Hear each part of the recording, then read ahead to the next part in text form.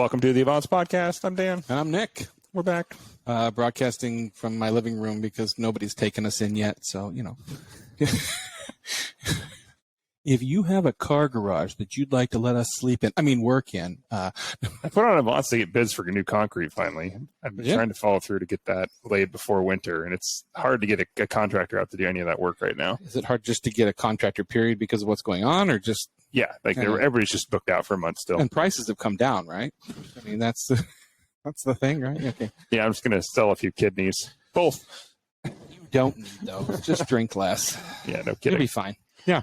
Oh, but I figured we would start off. Water. Yeah. The Brainier's got water in it. Exactly. What are you talking about? Ish. Yeah. Water-ish. Yeah. We will introduce our guest very momentarily, but you might recognize that voice. But yeah, it's our Carter Automotive Group tip of the week. Obviously, I did some road tripping around Europe, Iceland. Saved myself a little bit of money. Talked about that last week about using a rental car broker. That's a good one too. But one of the other things you can do, people still don't know this. I thought it was common knowledge, but with most major credit cards, if you're an established member, you have rental car coverage, and you do even have it over in Europe. It is different, and you may not have it on all of them, but I mean, most of us don't just have one credit card at this point. But you have to use that card to get the car. Exactly. Okay. Yeah. So BCU, for a lot of people are local, your First Deck Federal Credit Union, your Costco City Card, all of those include rental coverage, including overseas in Europe. It does have a few exceptions depending on where you go, though. There are so many things your Costco card does that you It don't does. really see. It also doesn't have a foreign transaction fee, which is very useful, Yes. by the way. Yeah. Neither does BEC or First Tech for that matter. But yeah, check your coverages, because it's just because you have, like, most European countries are covered, like any common travel places are covered, but there are a few exceptions to that. So like China's a big one where a lot of places don't cover rental insurance. Weird. Yeah, shocking, I know. Okay. Yeah, so keep that in mind. But yeah, most cards do cover that, and that did save me quite a bit of money. And they do try and scare you a little bit into it, like looking online. If you look at, what our coverage covers, what your credit card probably doesn't. And if you look at your credit card coverage, they usually have a dedicated customer service line you can call to verify your coverage. It's How much really damage easy. can I do Yeah. before And there's an issue? Yeah. They even have like a printout form that's like, here, print this out and take it. This is all your coverages. And it's actually really, really clear, really straightforward. You're not the first person to do this. I'm just saying. But before you spend a bunch of money and worry about your rental car coverage, now that said, nothing handles like a rental. So a little extra coverage might be something you want to do, especially if you're like some of our previous guests who their goal is to jump every rental car they have. Guess us. Yeah. I don't know if I've ever jumped a rental car. I've definitely done donuts. Somebody gave me a Mustang down in Monterey once. That was dangerous. But yeah. That was many years ago. Many. Statute of limitations. I'm good. Yeah. They don't know I rented it from Hertz, so nobody can find out. So, that. Yeah. Anyway, speaking of playing with cars and driving them wildly and having the best time with cars, you may recognize our guest from a previous episode. He's back on this podcast, which is the same one but different. Different name, same guys. Yeah, who knew? Betim Berisha, welcome to the show. Great to have you back, man. Yeah, I'm glad to be back. Good to see you guys on camera and talk to you. I miss having you here in person and drinking with you, but yeah, I know. I think it makes it a lot more fun when we're all together. He gives good hugs when he drinks. I mean, he gives good hugs when he doesn't, but it's Hey, that's how BBI has become hugger. so successful. It's the hugs. Yeah, it's all the hugs. that's our show. We launched his career. Yeah, exactly. You're welcome. Because he was, well, I think doesn't he still owe you some Porsche parts? Some Porsche parts? Yeah, you don't have a Porsche anymore, but yeah. I'll have to whittle something else out for you, like for whatever you're driving. Absolutely. Raptor parts? Sure. Raptor parts. Yeah, that would work. I'll whittle something out. What do you need? Yeah. Bigger Raptor. Wholesale Olin suspension for my Honda Monkey. Ooh, there you go. There you go. Yes. I mean, we know you, but the name, obviously, BBI has been notorious in the Porsche world. Can you give our listeners, some of the ones that may have not heard your first episode, kind of where you came from and how you got here? Yeah. So back in the day, I used to work up in Washington State at a place called Park Place. Fell in love with cars working there. And I think you guys all know, especially if you're a local Northwesterner. Then I worked for Ford All Motorsport, which he did a lot of Porsche racing, and that's what I caught the Porsche bug with. And then moved to Southern California, worked at Porsche Motorsport for a stint, and then started BBI. And that 15 years later, here we are. Amazing. Yeah. And like a now blink. you guys are Porsche, McLaren. Those are your two. What else are you guys working on? We try to stay all Porsche. Anytime we work on something else is because one of our clients has, hey, by the way, could you work on this car for us? And all the time, every time it's just like, yeah, sure. And then it turns into this bigger project, and then yeah. But yeah. So I'll just say, hey, we work on Porsches. There you go. Good. All right. there you Well, go. if you want to hear more about like the origin of BBI and Betim's story, you can go all the way back to episode 95. I think this is 251 or 252 that you're on now. So You're dating me. You've now dated how long I've known you guys. Well, and us too. Yeah, true. Yeah, there's that. So, I want to talk about a recent project of yours that got a lot of publicity, working with Hoonigan and a car you built for those guys. Yeah, Piggy, the Hoonigan Pegasus. Yeah, the Absolutely craziest. beautiful. Can you talk a little bit about the process of how that came about and what you guys did? Absolutely. So the inception of that car, there was a guy named Joe Scarbo from Scarbo Motorsport, and he it's Scarbo Performance, but you know, who's keeping track? So he showed me a long time ago, like 10 years ago, showed me this concept of an early 911 that looked like a 73 RSR, you know, with the 9s in the front and the 11s in the back. And then, but it had a water-cooled engine in it with a H-pattern 6-speed, and it was all-wheel drive with hip-mounted suspension. And so I thought that was pretty neat. And then, so this was an actual car, not just a concept at the time. No, this was like a concept, but he started in on a car. So he took his 912 back before I even met him, started cutting it apart, which that 912 is still in his mezzanine. But the original concept of that I was drawn to because 911s are my favorite cars on the planet, and doing weird stuff with them is what I love to do. So it ticked a few boxes for me. What I didn't like was how, if we're building basically a tube frame car, why are we staying within the footprint of the early 911? The other part was he was trying to put a Subaru engine in this thing.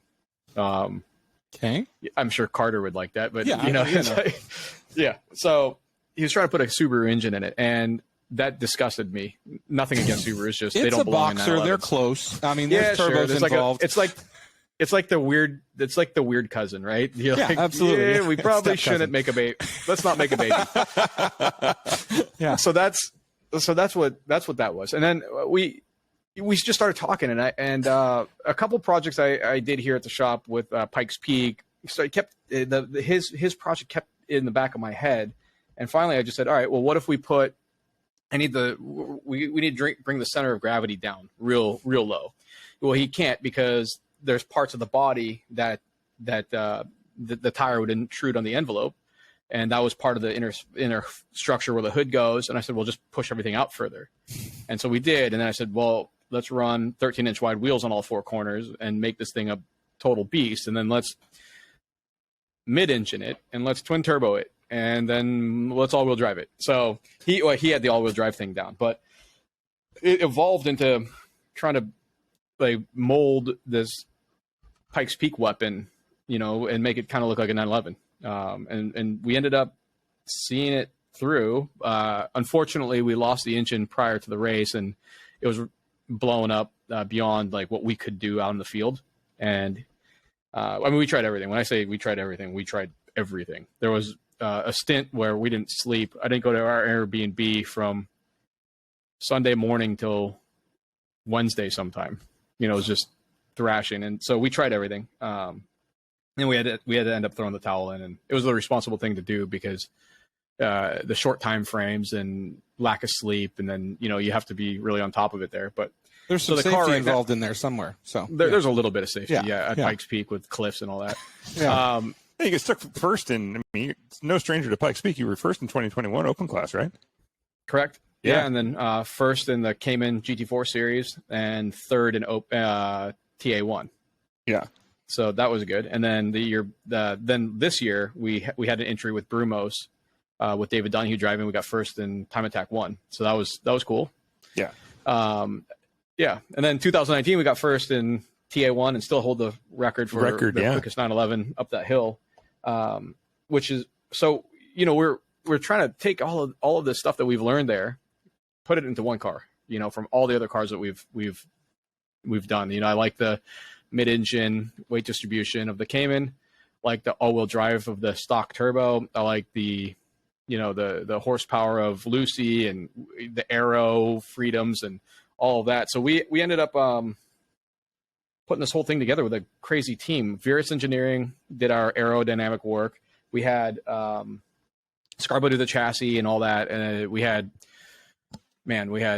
Elite Projects in Sweden do all the body work. So the car was being designed and built at the same time in parallel. So because we had such a short time frame, and then couple trying to build that thing in the middle of supply chain issues, and the conflict in Ukraine was just fresh on the tip of building this car. So in Sweden, they're like, well, I don't think we're gonna get carbon fiber like raw components anymore. So we're trying to hit other vendors up, trying to ship stuff off to them, and hopefully we'll get that all shipped here and not, I don't know. So it was pretty wild. It was dramatic. I'll say that. And it was, but we ended up doing it. The car's sitting down here in the shop, and we're rebuilding the engine now and getting it ready to start running next month again and start testing for the following year. But the car turned out wild. Ken Block was pretty happy in the car, and he was quick, and but it just unfortunate we just didn't have enough time. So it was a complete, like you said, tube chassis there. You didn't take an existing 911 and just rip it apart. You guys built a completely new car. Correct. Yeah, we built a completely new car. We used the roof, the brand new, essentially what you'd call like a no sunroof replacement lid and windshield frame from the Porsche, and then we used the OEM door frames and handles, but everything else is bespoke. Wow. That's barely a car. Yeah, no, it's like it's as one off as it gets. So it was pretty cool. Nice. Give us your thoughts on the new GT3. Like I said, it's obviously being, and then now, we saw the new RS. I don't think I've seen a wing that big on a street car in a long time. So no, it's wild. It literally looks like one of our Pikes Peak cars. It's Yep. Yeah. It dual element wing, radiator out of the hood. Barge boards behind the wheels. It's pretty wild. I love it. I saw that in Monterey. I'm in love. I like weird stuff like that. It seems like if I could draw an interpretation of what I saw there was the internal combustion engine is doing okay in that car, right? It's making a lot of power per cubic inch. They didn't really focus much more on that. I have a 992 GT3, and I think the power output's right about the same, but they wanted to make it lightweight, make a lot more things more dynamic rather than static. So aero's dynamic, dampers, anything that moves. So they're trying to get this thing to have more mid-corner speed, better top-end stability to get some lap times out of it and make a wild driving experience. But I love it. I got to have one. I was going to say, I think it's the most track-focused 911 I've ever seen from off the showroom floor anyway. Without going into a cup car, it's as close as you can get. It looks like a cup car. The wing makes it look like a cup car. I think it looks more aggressive than the cup car. It's like if you look at a 992 cup car, then you look at that, you're like, well, it looks a little. It's pretty wild. And if you, I don't know. So you asked me what I thought about the GT3. I love the GT3. It's an awesome GT car. But in order to enjoy what they've designed, you have to break tremendous laws and put yourself at a big risk unless you're on track. But it's a great car. I think the front end's neat with the double wishbones, and power delivery and transmission is awesome. So yeah. So, coming from what you guys do at BBI, do you think there's some room for improvement there? Do you think there's going to be some fun things you can do with these cars? Obviously, you're already doing some things with the GT3, but the RS. Right. No, good question. As these cars become more and more razor focused, and essentially not for everyone, they're starting to build focused actual, because the 996 GT3 was a rad Carrera, right? The 997.1 GT3, also a cool Carrera.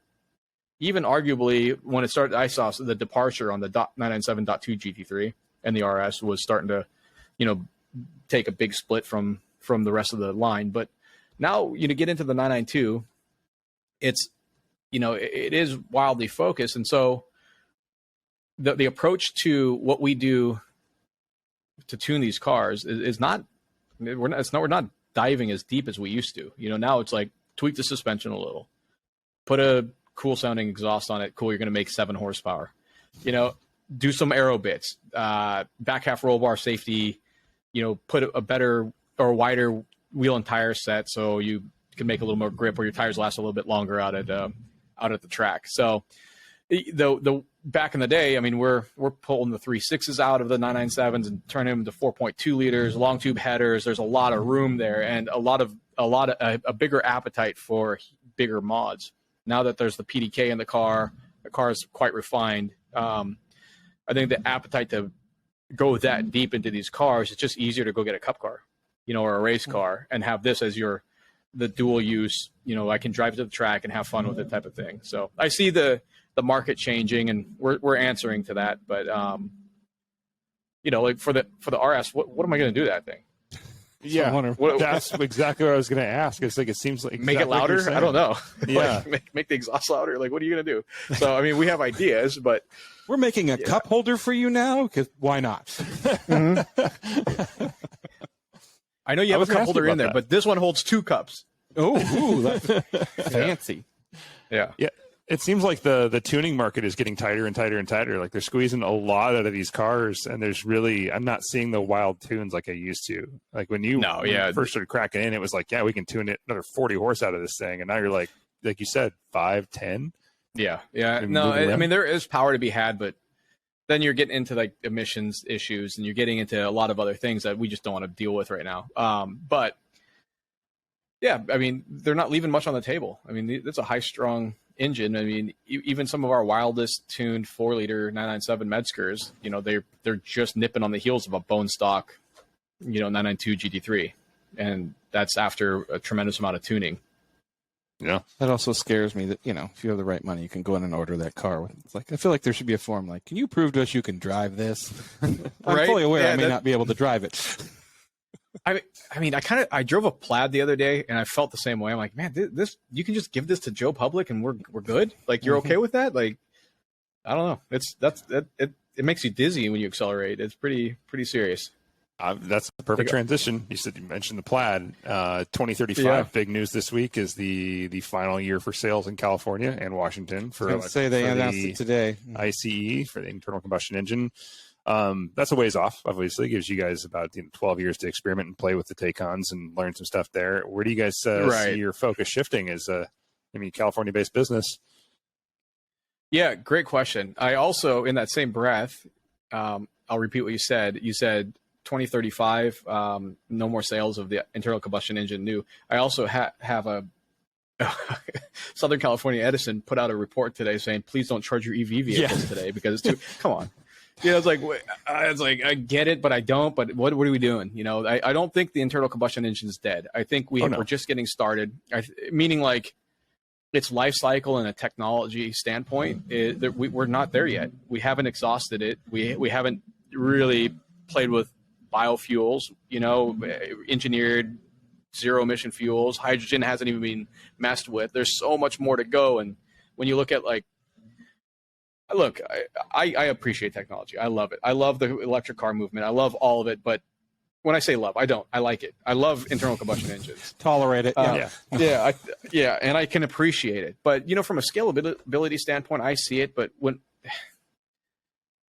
where does net zero happen? Where the internal like a EU6 emission standard internal combustion engine? Where does that net zero with an EV? Like, how many miles does an EV have to drive to offset its carbon footprint from, and I'm going to get a lot of hate for this, but it's a carbon footprint from actually manufacturing the car. And then when you take in its life cycle, if let's say we call it 100,000 miles, and you have to replace the batteries twice, and there's a recycling portion of that, and then the actual gross pollution that happens to take and mine the lithium and then process it, and then this. So I'm asking the question, really, like, there has to be a quantifiable set kind of miles that like a modern internal combustion engine actually is better than till here, right? Yeah, I would think. And the other thing I think about EVs is when you really look at it, we're moving the pollution from populated metropolitan areas, right? We're moving it somewhere else because now I've talked to a large oil company over a drink, and I said, "Are you guys worried?" This was a couple of years ago. They're like, "No, why are we worried? So-and-so is our largest consumer of our oils. It's a large tractor manufacturer, and they said they're just going to buy even more, and they're just going to offset. We're going to sell more because we're offsetting it because they're using more energy and more resources to mine, right? Because they're so when you look at the big picture of how you move it all around, it's a little mind-boggling, but it's a question to be asked. I think you have a good point. I mean, I remember like when the Prius first came out and everybody's like, it's going to save the world. And somebody goes, what it takes to build a Prius, you can fly around the world in like twice or something like that with the lithium mining and things like that.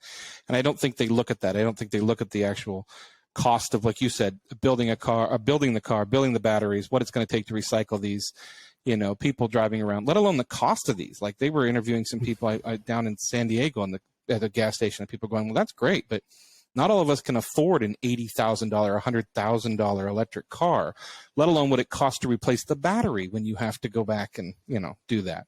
Yeah, we had a good conversation with the guys that resell EV about recycling batteries and repairing them, and that market coming up and the right to repair and things like that. And I still don't have a really clear, even a high level picture, like you were saying, like where's the offset, like where's the net zero on that? Because I don't know how much strip mining goes into mining lithium, and where it comes from is a big deal. Because if it's nasty from what I've done. It is all strip mining is nasty, but it's like if it has to cross an ocean or two, if it has to cross an ocean or two, through port, through train, then you start looking at this commodity that it's a commodity now, and I mean, you can quantify it. There's got to be studies on this because. But that's what I'm asking that question. It's not like I have any answers. I mean, I'm not naysaying electric. There has to be something there, like behind the curtain that we have to. I think they're ignoring it though, because like you're talking about the fact they want everybody to go electric, but don't drive your car today and turn down your air conditioner because we don't have the power grid to deal with this. Yeah, and then don't use water to cool off because we don't have any more. So that too. You guys are good, right? You're good. Yeah. Cool. Sit at home and sit at home in the heat like a good person. And Canada's going to be sitting real pretty in about 50 years, I think. Just saying. Yeah. I mean, like the richest country in the world by default. Right. No, but those are all questions that those are all questions that are, I think, coming down the pipe. And I think, I don't know. I still have hope for, look, my business, if you look out of my shop right now, I have two 992s in there and a GT4 Club Sport, a 997, and then a bunch of early cars, right? I have 4 air-cooled cars, a 72, a 73. These are all cars we're working on. And, air-cooled business constitutes of almost 60% of my gross sales. Oh. Is that, because our engines we're building, all the air-cooled stuff. So you asked me earlier, where's my business going with the dawn of the EV? Well, do I need to go EV? I'm not like, it'd be like saying, hey, now that the cars are water cooled, don't work on them anymore. Right. Don't work on the air cooled anymore. Yeah. And it's, people are still racing horses at the Kentucky Derby. I mean, the internal combustion engine is going to be a luxury. It's like these electric cars. If I had to, really think about it, I'm going to ask the magic wand or the magic globe or whatever the hell we're talking about. I'll say, hey, what's it going to look like in 30 years when my son's driving? My son's my age or whatever, what's it going to look like? Well, the electric vehicles and self-driving vehicles are going to be the pods, right? And they're going to be just like the iPhone. They're going to be a tool to do something with. And I'm going to get to work. I'm going to get to dinner. But the internal combustion engines, if still allowed to drive on the street, will be the high heels and the fancy dinners. It's going to be the Kentucky Derby. We're still going to race them. We're still going to have a good time with it. There's Formula One, and then there's historics, right? People are still loving the historics. A horse is a horrible thing to race, but people still go there, and then they buy $25 drinks to watch it, and I think that's what's going to happen with this stuff. So I'm not worried about it from what my business is. We'll always adapt, and I'll just work on earlier cars or become a coach builder and build bespoke 10-unit high-level automobiles, which is kind of where we're going. But we're gonna transition into that slowly. But right now, I know it sounds maybe arrogant, but we're not slowing down. I'm not worried about 2035 right now. Yeah. Nor should I. I mean, my energy should be in today and the next 6 months, and then the next 5 years, and then after 5 years, then we can reassess. And but I also like the electric car. I mean, I had a Tesla for a year and a half, and I loved it. It was so easy to drive, and it was just like mindless. It was an office with a big screen, good Bluetooth, good stereo. Plug it in when I'm not using it, and everything was fine. But I ended up selling it, and now I drive an 04 Chevy pickup with 250,000 miles because I like old things. Nothing wrong with that. No, not at all. I mean, I don't know. It's a market that I get, I think, but you look at, we have a friend up here who just got his Taycan back because he pierced a battery and it took forever to get it. Ooh. So there's all those little things, and the fact that, it's battery replacement, and it's let's go back to the point where they're selling people plaids. I don't think they should be doing that either. I mean, especially with the Knight Rider steering wheel. It just seems dangerous. The steering wheel's terrible. We're just lucky that it has a good enough control system in it to keep that thing under wrap. But you know what? There's also physics, right? Mm-hmm. It rains in Washington State a lot. There is, 100 miles an hour is 100 miles an hour. I don't care what you're in, and you turn a corner and you're not making downforce. You can only aid so much, Sure. Yeah. Sure. But I don't know. I haven't seen or heard of too many of those things getting balled up, but the first thing I said when I drove it, I was like, oh my God, this is crazy. And then I took 8 of my friends for rides in them. And then I was like, I can't believe they just let people buy these with money. But it's also kind of like a street bike, right? Like a Gixxer, or you're like, oh, this is insane. Like, okay, here, you got $9,000, cool, here. Yeah.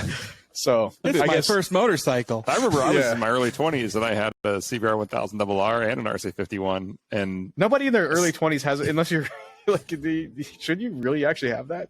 No, I should not have had that. I should have gone to jail many, many times, and I've lived somehow, which was never really the plan, but here I am. It is amazing. Right. I owned a Busa for a week, so it's careful. But last time we talked to you, many episodes ago, you guys were starting to do 3D printing with titanium. Pretty cool stuff that you guys were innovating. It's been a couple of years now. What is the cool thing BBI is doing that everyone should know about? Because I love the technology. You guys are always jumping on the cool stuff. Right. So, good. Yeah. So we've been doing a lot of 3D printing, a lot of titanium, working with a few companies here in the States, but one in particular in Austria. They're called Pankel. They have a huge additive manufacturing facility there that they partnered with a local university.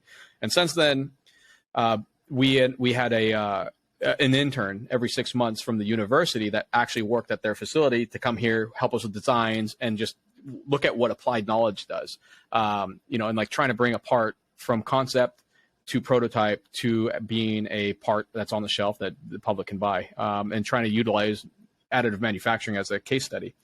We've learned a lot in that amount of time. There's a place for additive manufacturing, and I think it's growing, especially with, we also use a company called Autodesk. They have a few pretty neat sub programs that we use. Fusion 360. We designed basically all of the hill climb car in that, and then we started messing with some of their plugins with generative design, which essentially utilizes a little bit of machine learning, a lot of input, and it starts to shape parts for you based on load paths, strengths, and now we're used some of it for our headers and for our intake manifold on the hill climb car, and that was really, really cool to be a part of.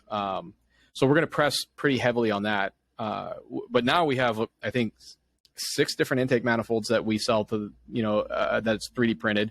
Exhaust components, collectors, center pipes, tips, out of titanium, aluminum, and Inconel. A bunch. And I want to continue pressing on that because I love, it fits our market so well because we're low volume, high quality output.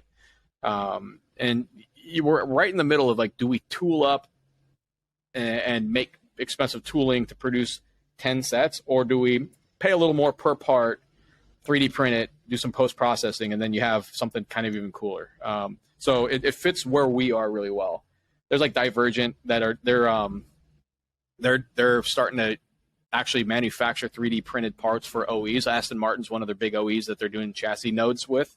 Our next part right now that we're working on, that hopefully by the end of fall will be a titanium back half harness bar for these cars that has titanium cool. 3D printed nodes all over the place. And we've done strength analysis on it, and so that's going to be cool. It's going to weigh nothing, which will be good. Not a roll bar; it's a harness bar. Yeah, we've been playing a lot with those technologies, and I'm watching all of it kind of grow, and it's really cool because I obsess on this stuff when it's new, very new, and this little newborn technology, and it's only used in aerospace or on satellites. I'm like, well, I want to do something there. And then as the market forms around it and the demand goes up, the prices come down, the feasibility of the tools surrounding that program start to grow, and that really helps. That's interesting. How much of the R&D can be done on a computer before you actually print a part? I mean, I know it's a lot, probably easier to print a part than mill a part or cast a part. But I know, we've all seen, shows where they're putting product testing on a computer. They're showing weak points and things like that. And how much time does that save? Tremendous. We built this car from scratch, from nothing, in 4.5 months. That's starting design, getting the parts, and then testing on June 2nd in Colorado. We couldn't have done it without that. A lot of the stuff you're kind of like, case in point, the engine. Not enough simulation went into that, and we found a problem. Okay. So, but I mean, that's a good question. I'd say a lot. I'd say tight timelines help you push processes through faster, but you leave yourself open to failure. But look, if we had 10 years and gazillions of dollars, you can do anything, right? Sure. Yeah. I don't know. Elon Musk flies rockets to space, and he's got 10 years and gazillions of dollars, right? So when you don't have the budget or the time, you have to be creative. You have to utilize your resources in a very, very efficient manner. But like I said, it's not ideal. I mean, sometimes validation processes aren't ideal, and but you have to break shit to figure out how to fix it, right? And nobody wrote the book on what we do, and nobody wrote the book on being an independent flying a rocket to space. Not saying there's any parallels there, but it's you just have you have to try things, and you have to be willing to push it. And prototyping really helps a small shop like us, like a grassroots shop like us, do things at that level. But you learn a lot on the process. At the end of the day, if you don't put something into concept and do it and put the engine in the car and blow it up, you can't tell the computer where it's going to fail in the future so that it can do that test. So, Yeah, all of a sudden, like, you're like, oh, thanks, computer. That didn't work. It broke. Also, the model's like completely different after you put that in there. The computer's like, oh, this sorry engine's unbreakable. Want to bet? Yeah. Wrong. Titanic V2. Yep. Mm-hmm. That worked well. I should have nicknamed this car Titanic. But no, exactly. I mean, the unsinkable. That's cool. But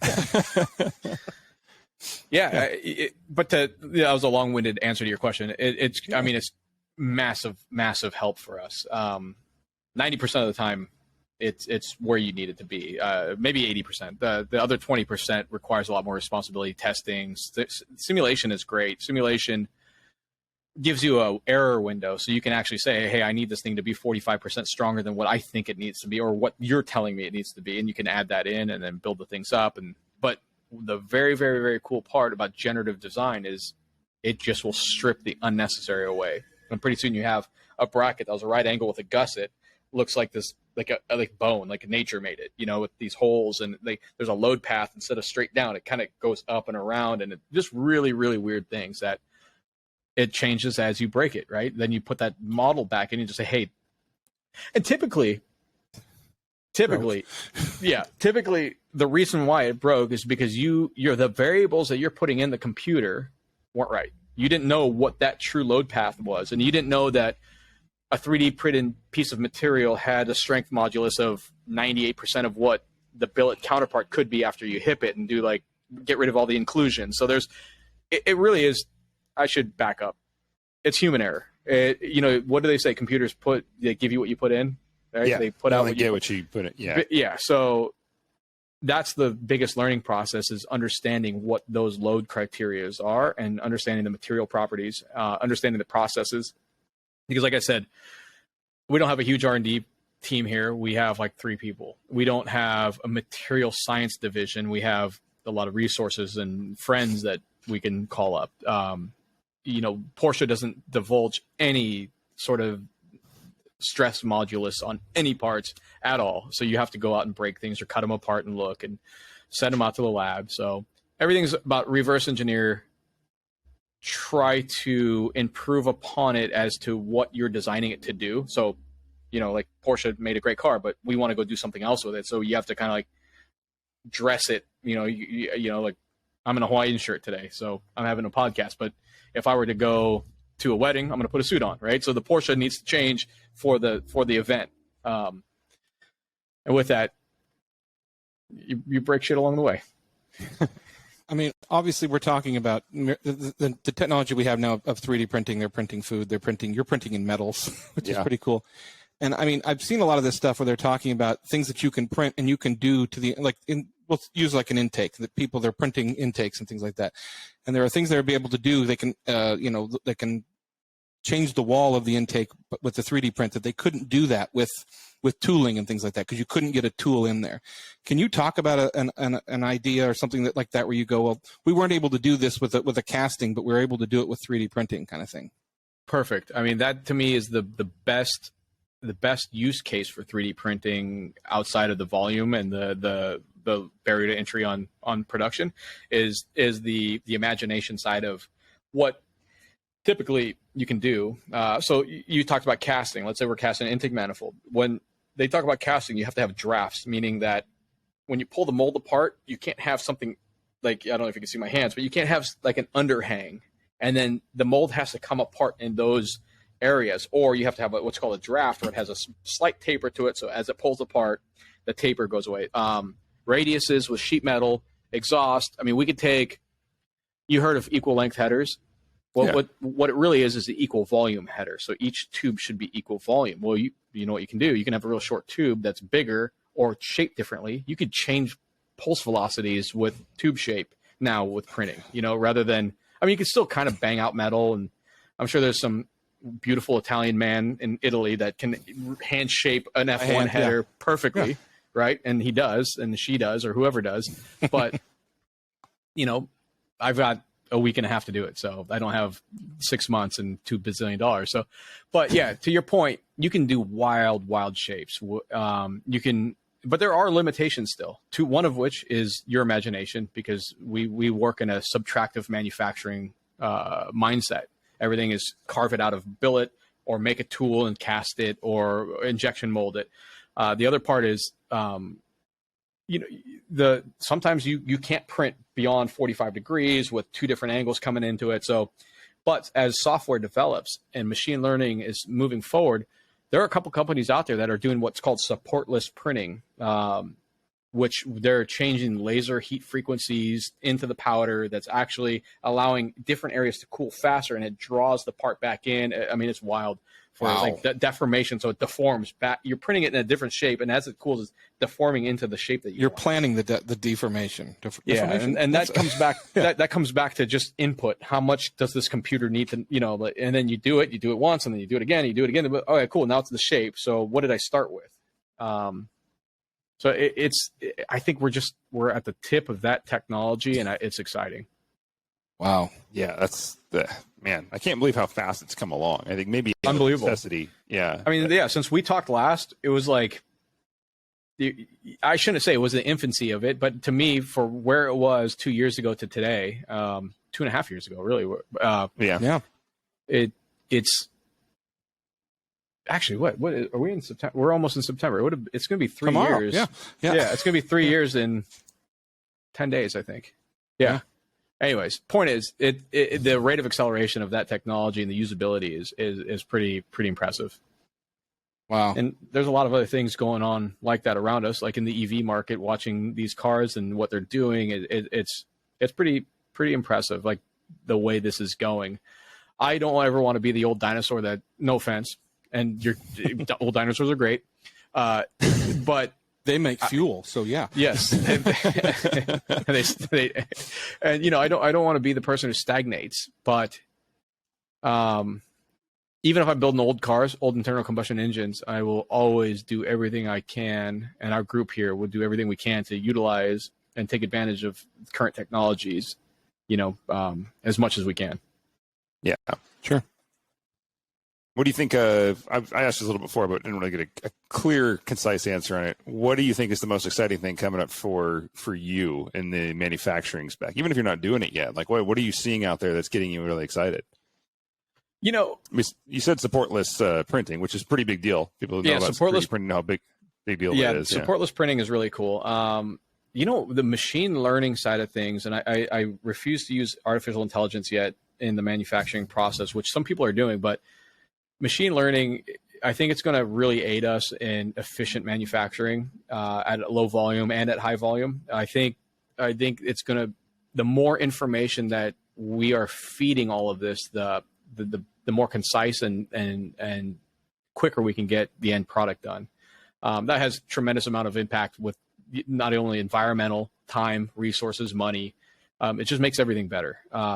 The other thing that I'm excited about is I've been trying to learn more and more about aerodynamics, and that has it's pretty cool. So we work with Virus, and those guys are insane.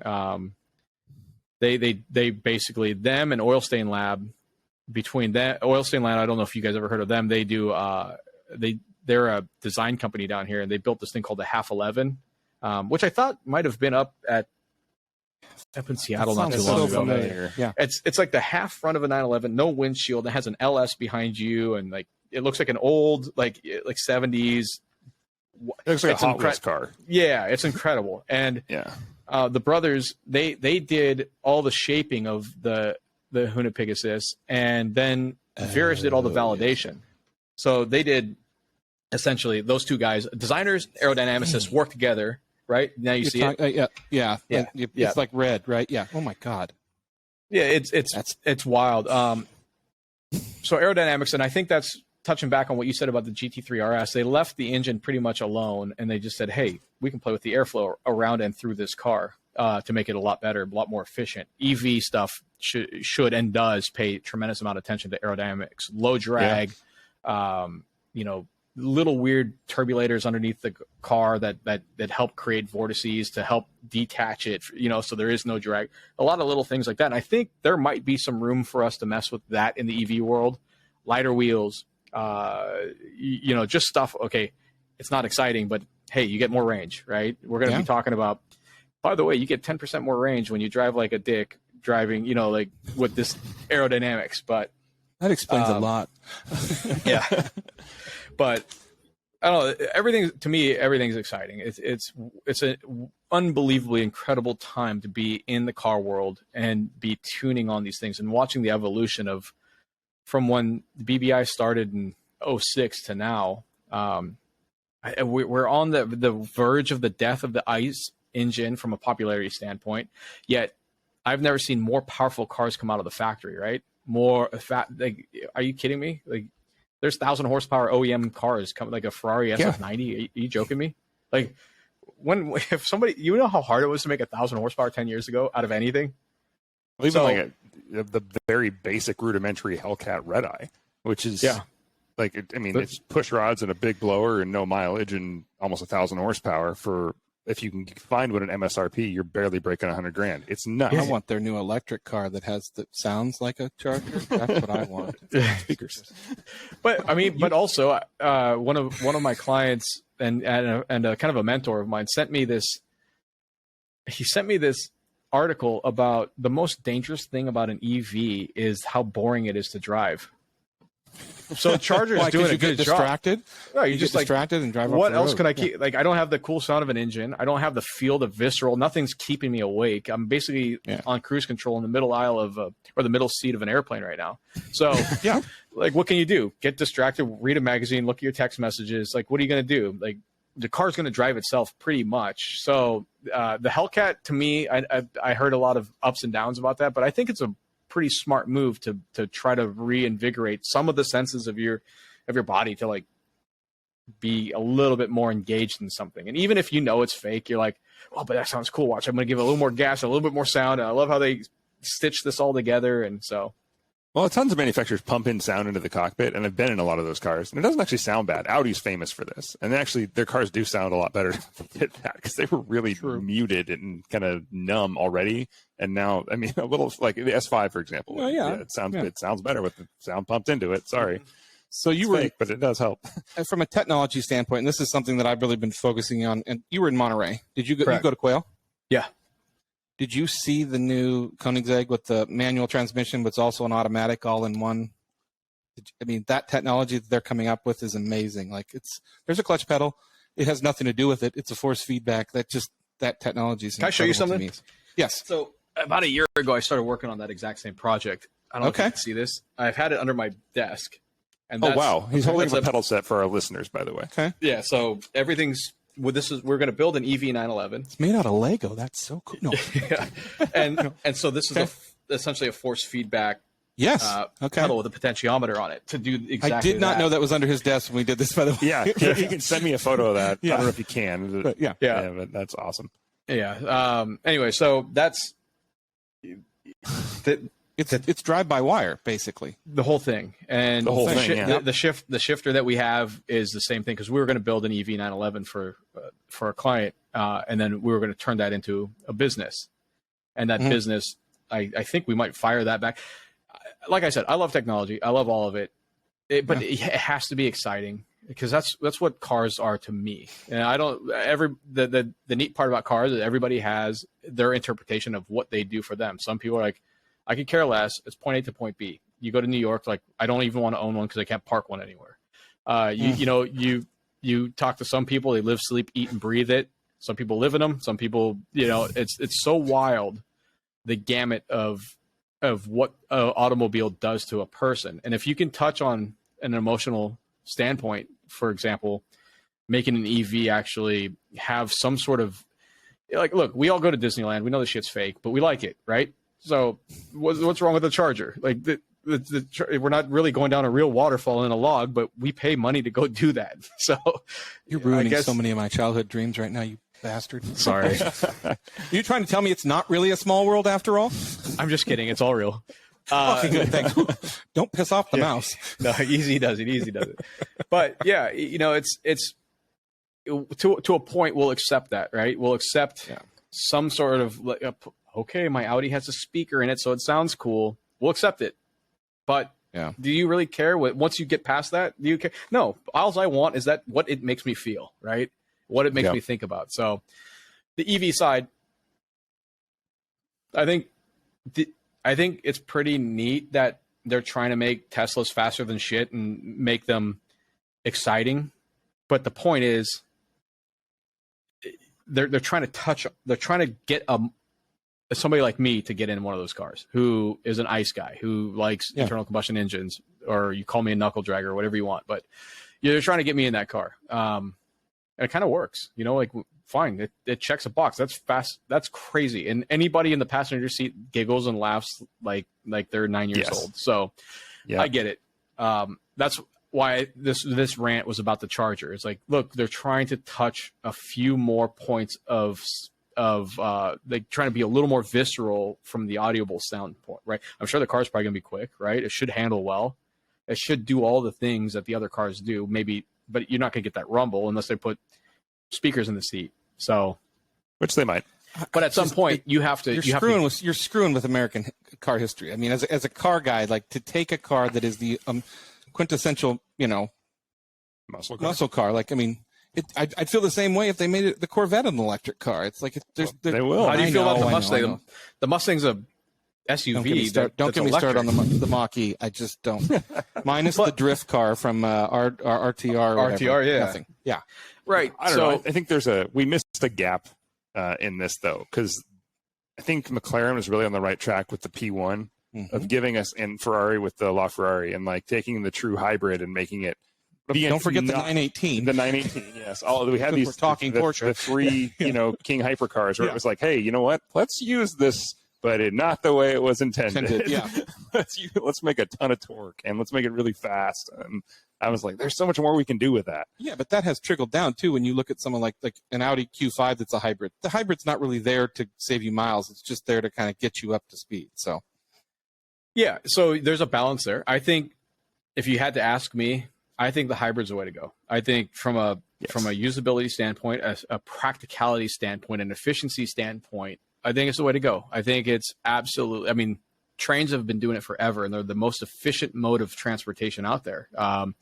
Look at per gallon of fuel, a big tanker. Unfortunately, they run on bunker fuel, but it's the most efficient internal combustion engine ever. Yet it's also a diesel hybrid that stays at 105 RPMs at its peak efficiency. It drives a generator that then powers the electric. That makes sense to me.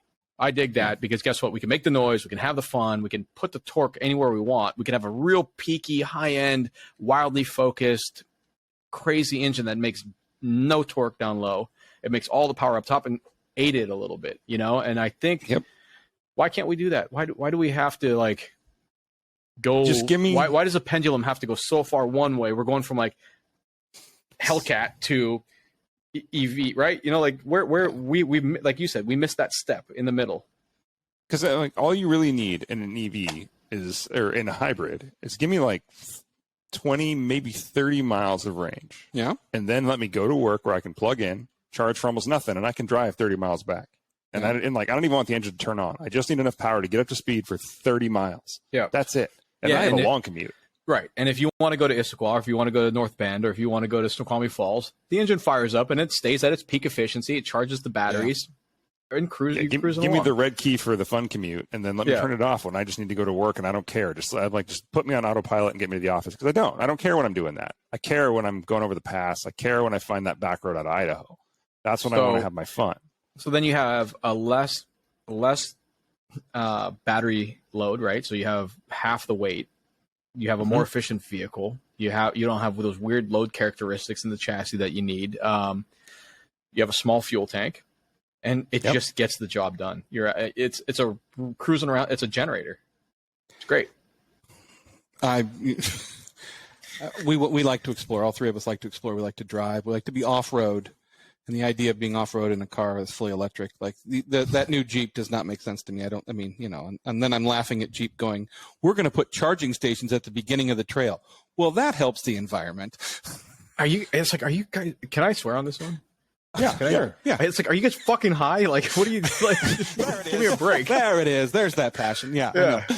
I just, But watch, I'm going to eat my words. And all of a sudden they're we have this floating power station that doesn't touch the ground and it pulls from the electric field. Why aren't we messing with Tesla back in the day? Nikola had it all. Aura. He had it all figured out. Yeah. He's you make somebody angry and all of a sudden they can produce enough power to make a car drive 100 miles. How come we're not doing that?